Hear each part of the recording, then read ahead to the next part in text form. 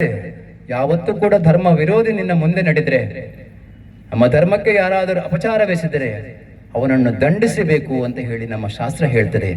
ಕೆಲವು ಸರ್ತಿ ನಾವು ಏನು ಮಾಡ್ತೇವೆ ಅಂತ ಹೇಳಿದರೆ, ನಮ್ಮ ಎದುರೇ ನಮ್ಮ ಧರ್ಮಕ್ಕೆ ಅನ್ಯಾಯವಾಗುವುದು, ನಮ್ಮ ಬಾಲಕಿಯರ ಮೇಲೆ ಅತ್ಯಾಚಾರವಾಗುವುದು, ಗೋಮಾತೆಯ ವಧೆಯಾಗುವುದು, ಇದೆಲ್ಲವನ್ನು ಕಂಡಾಗ ಕೂಡ ಸಜ್ಜನ ಶಕ್ತಿ ಮೌನ ತಾಳುತ್ತದೆ. ಹಿಂದೂ ಸಮಾಜಕ್ಕೆ ದೊಡ್ಡ ದುರಂತ ಅಂತ ಹೇಳಿದರೆ ಹಿಂದೂ ಸಮಾಜದ ಸಜ್ಜನ ಶಕ್ತಿಯ ಮೌನ. ಹಿಂದೂ ಸಮಾಜದ ಸಜ್ಜನ ಶಕ್ತಿ ಜಾಗೃತವಾಗಿ ಧರ್ಮದ ವಿರುದ್ಧ ಯಾರನ್ನಾದರೂ ಕೇಡು ಬಯಕುವವನಿದ್ದರೆ ಅವನಿಗೆ ತಕ್ಕ ಶಾಸ್ತಿ ಮಾಡಿದಾಗ ಮಾತ್ರ ನಮ್ಮ ಧರ್ಮ ಅದು ಹಿಂದೂ ಧರ್ಮವಾಗಿ ಉಳಿಲಿಕ್ಕೆ ಸಾಧ್ಯ.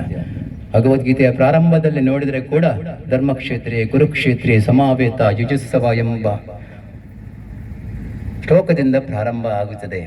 ಅಲ್ಲಿ ಕೂಡ ಕಂಡದ್ದು ಧೃತರಾಷ್ಟ್ರನಿಗೆ ಸಂಶಯ.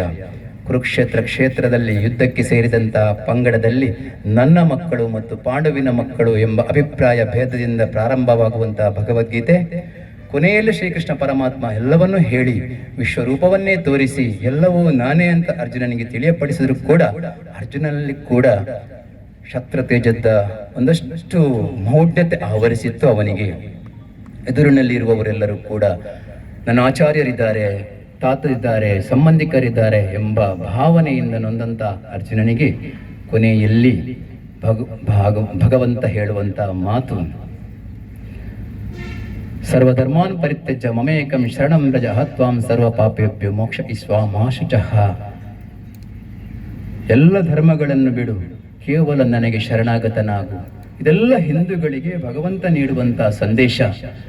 ನಮಗೆ ಬೇರೆ ಬೇರೆ ಜಾತಿ ಧರ್ಮಗಳು ವ್ಯವಸ್ಥೆಗಳು ಕಂಡುಕೊಳ್ತೇವೆ ನಾವು, ಆದರೂ ಕೂಡ ಸನಾತನವಾದಂತಹ ಧರ್ಮ, ಈ ಧರ್ಮವನ್ನು ನಾವು ಒಪ್ಪಿಕೊಂಡಾಗ ಮಾತ್ರ ನಮ್ಮ ಏನೊಂದು ವಿಚಾರಧಾರೆಗಳಿವೆಯೋ ಅದೆಲ್ಲವನ್ನು ಕೂಡ ಕಂಡುಕೊಳ್ಳಿಕ್ಕೆ ನಮಗೆ ಸಾಧ್ಯ ಆಗ್ತದೆ. ಆ ನೆಲೆಯಲ್ಲೇ ಇವತ್ತು ಹಿಂದೂ ಸಂಗಮ ಆಯೋಜನಾ ಸಮಿತಿ ಮೂಡಬಿದಿರೆ ತಾಲೂಕು, ಮೂಡಬಿದಿರೆ ನಗರದ 2 ಗ್ರಾಮಗಳು ಮಾರ್ಪಾಡಿ ಮತ್ತು ಪ್ರಾಂತ್ಯದ ಬಂಧುಗಳು ನಾವಿಲ್ಲಿ ಸೇರಿದ್ದೇವೆ. ಬಹಳ ವೈಭವದಂತಹ ಶೋಭಾಯಾತ್ರೆ ವೆಂಕಟರಮಣ ದೇವಸ್ಥಾನದಿಂದ ಹೊರಟು ಈ ಮೈದಾನದಲ್ಲಿ ಸಂಪನ್ನಗೊಂಡಿತ್ತು.